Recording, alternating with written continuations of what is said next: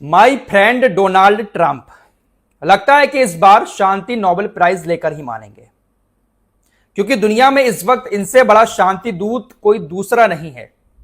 इनको तो शायद ऐसा ही भ्रम है।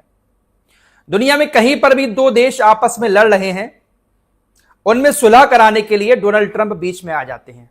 भले ही चिंगारी इन्हीं की लगाई हुई हो, भले ही लड़वाया इन्हीं ने हो, लेकिन पूरा क्रेडिट शांति करवाने का खुद ले रहे हैं। इंडिया पाकिस्तान वाले मामले में आपने देखा होगा, तकरीबन 12-13 बार ये कह चुके हैं पूरी दुनिया के सामने कि भारत और पाकिस्तान के बीच एक भयानक युद्ध होने वाला था। अरे परमाणु हथियार तक छोड़ दिए जाते, वो तो मैं बीच में आ गया, मेरे समझाने के बाद ही दोनों देश सीज फायर के लिए राजी हुए, वरना तो भयानक युद्ध छिड़ जाता भारत और पाकिस्तान के बीच। ईरान और इजराइल के बीच 12 दिन में क्या कुछ हुआ आप सभी ने देखा। इजराइल ने तो ईरान के ऊपर हमले किए ही किए, अमेरिका भी इस जंग में कूदा, डोनाल्ड ट्रंप ने भी ईरान के ऊपर हमले करवाए। लेकिन कल रात जब ईरान की तरफ से अमेरिका के बेस को निशाना बनाया गया तो फौरन डोनाल्ड ट्रंप ने पूरी दुनिया के सामने पोस्ट करके बता दिया कि भाई साहब, इजराइल राजी हो गया है और ईरान भी राजी हो गया है। दोनों देशों के बीच ये जो 12 दिन से युद्ध चल रहा है, अब वो समाप्त हो जाएगा। 6 घंटे के बाद सीज फायर लागू हो रहा है और ये सीज फायर भी मैंने करवाया है। दोनों देशों को मैं शुक्रिया अदा करना चाहता हूं, दोनों देशों को बधाई देना चाहता हूं कि उन्होंने बात मानी और सीज फायर के लिए राजी हुए। यानी यहां पर भी डोनाल्ड ट्रंप सीधा सीधा क्रेडिट लेते हुए नजर आ रहे हैं कि ईरान और इजराइल के बीच जो सीज फायर हुआ है वो मैंने करवाया है। अगर मैं बीच में नहीं पड़ता तो मिडिल ईस्ट में तबाही आ जाती। मेरे कहने से इजराइल भी मान गया और ईरान भी मान गया। शांति मैंने करवा दी मिडिल ईस्ट के अंदर। ये सब पैतरे जो है ना, ये शांति नोबेल प्राइज पाने के पैतरे हैं। 2026 में डोनाल्ड ट्रंप शांति नोबेल प्राइज पाना चाहते हैं और दुनिया को दिखा रहे हैं कि देखिए, कहीं पर भी जंग भड़क रही है तो मैं शांत करवा रहा हूं। दोस्तों, अब नंबर यूक्रेन और रशिया का है। बहुत दिनों से चल रही है जंग, अब ये यूक्रेन के कान ऐंठेंगे, यूक्रेन के कान ऐंठ कर उसको शांत करवा देंगे और उधर रूस भी शांत होकर बैठ जाएगा। वहां पर भी क्रेडिट लेंगे कि देखिए, मैं हूं पूरी दुनिया का बादशाह जो हर जगह पर शांति करवा रहा हूं। लेकिन ऐसे बादशाहों की बादशाहत और डॉन की डॉनगिरी इस बार 84 साल के आदमी ने निकाल दी है। आयतुल्लाह खामनेई को ये फ्लावर समझ रहे थे, लेकिन फ्लावर नहीं है आयतुल्लाह खामनेई, फायर है, फायर। वाकई में इस बार ईरान ने जो किया है, पूरी दुनिया के सामने एक ऐसी मिसाल पेश कर दी है कि वो भी इजराइल और अमेरिका से लड़ सकते हैं। खबर आप लोग सुन चुके होंगे कि सीज फायर हो चुका है, लेकिन सीज फायर के ऐलान के बाद क्या कुछ हुआ है। ईरान ने आखिरी मिनट तक इजराइल के ऊपर मिसाइलें दागकर इजराइल को चेतावनी दे दी है कि अगर आगे हमारे ऊपर हमले करोगे तो हम आखिरी मिनट तक आपके ऊपर हमला करके आपको बख्शेंगे नहीं। सीज फायर का ऐलान तकरीबन रात के 3 बजे किया गया। डोनाल्ड ट्रंप की तरफ से कहा गया कि 6 घंटे के बाद सीज फायर लागू होगा। ईरान अभी से सीज फायर का पालन करेगा और 12 घंटे तक कोई हमला इजराइल के ऊपर नहीं करेगा और 12 घंटे के बाद इजराइल भी सीज फायर का पालन करना शुरू कर देगा। दोनों देशों के बीच सीज फायर हो जाएगा। डोनाल्ड ट्रंप की तरफ से सीज फायर का ऐलान किया गया, लेकिन अपनी साख बचाने के लिए इजराइल ने ईरान के ऊपर हमले कर दिए। कई सारे लोग वहां पर मारे गए और हमले भी काफी खतरनाक किए, क्योंकि इजराइल को ऐसा लगने लगा कि सीज फायर हो गया, हमारे देश के अंदर तबाही भी बहुत ज्यादा हो गई, ये तो एक तरीके से हमारी हार है। इजराइल को ऐसा लगने लगा कि हमारी हार है, तो अपनी नाक बचाने के लिए उसने भागते भागते आखिरी मिनटों में, आखिरी घंटों में ईरान के ऊपर हमले कर दिए। इजराइल को ऐसा लग रहा था कि हम हमला करेंगे और आखिरी हमला करके हम सुकून से बैठ जाएंगे और कहेंगे देखिए, हमने आखिरी हमला किया। इसलिए ईरान सीज फायर के लिए राजी हो गया। लेकिन ईरान है भाई, फिर कहा ना, आयतुल्लाह खामनेई फ्लावर नहीं है, फायर है। इजराइल के हमला करने के बाद फौरन ईरान की तरफ से भी इजराइल के ऊपर हमले शुरू कर दिए गए।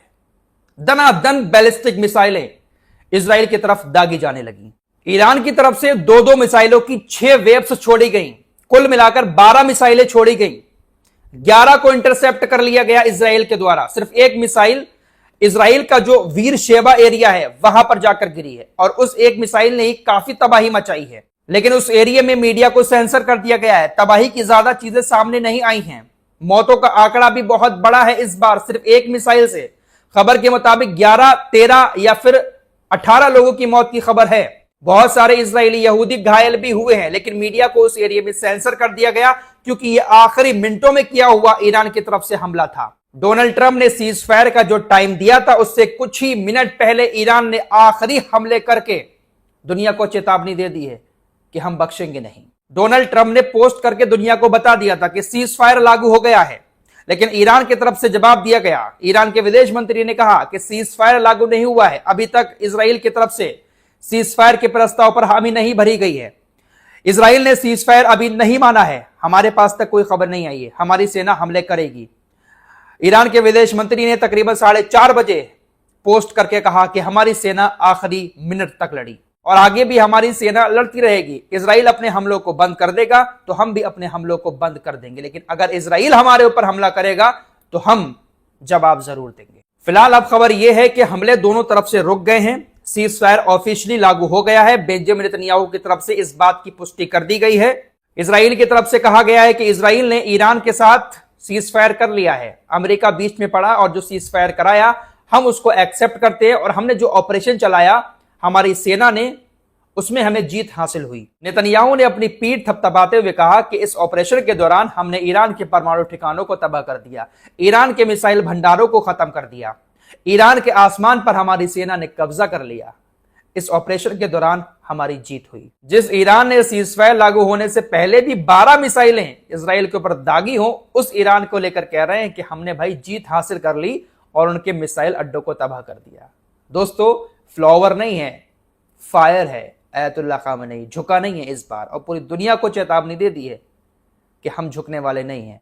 दोस्तों, सीज फायर तो हो गया है, लेकिन इस सीज फायर के होने के बाद अब डोनाल्ड ट्रंप अपनी पीठ थपथपा रहे हैं कि मेरी वजह से सीज फायर हुआ है, मैंने शांति करवाई है मिडिल ईस्ट के अंदर। वहीं नेतन्याहू इसको अपनी जीत बता रहे हैं, लेकिन असल में जीता कौन है आप सभी लोग जानते हैं।